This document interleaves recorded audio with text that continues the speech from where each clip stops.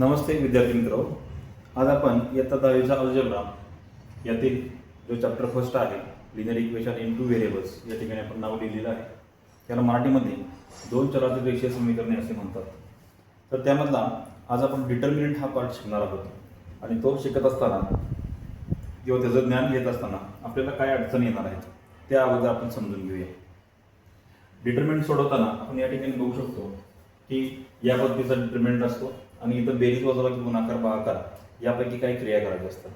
मग या समजून घ्यायच्या असतील तर अगोदर आपल्याला इयत्ता 6वीत झालेला जो इंटिजर चॅप्टर आहे त्यामध्ये बेरजेचे आणि गुणाकाराचे नियम समजून घ्यायला हवेत. तर या ठिकाणी आपण बघू शकतोय इथं बघा, तुम्ही सेंटरला बघताय,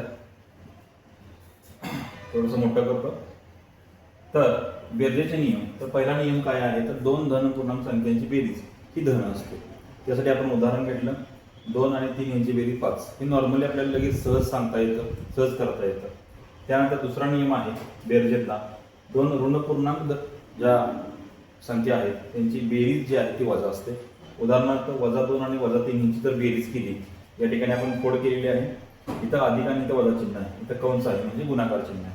अधिकचा वजाचा गुणाकार हा वजा असतो म्हणून इथं -3 केलेला आहे. मग ज्यावेळी संख्या अशी असते -2 आणि -3 त्यावेळेस त्यांची बेरीज -5 अशी येते. त्याचबरोबर तिसरा नियम जो आहे तो आहे एक संख्या धन आणि एक संख्या ऋण, आणि चौथा नियम आहे एक संख्या ऋण आणि एक संख्या धन. अशा वेळेस काय करायचं, तिसऱ्या आणि चौथ्या नियमाला मोठ्या संख्येतून लहान संख्या वजा मोठ्या संख्येचं चिन्ह या ठिकाणी द्यायचं आहे. 2 आणि -3, 2 - 3, 3तून 2 गेले 1 आले, मोठ्या संख्येला वजा चिन्ह आहे. इथं पण सेम, -2 + 3, 3तून 2 गेले 1 आले, मोठ्या संख्येला अधिक चिन्ह आहे. याप्रमाणे हे बेरजेचे नियम आहेत. यानंतर पुढच्या भागात आपण गुणाकाराचे नियम पाहणार आहोत.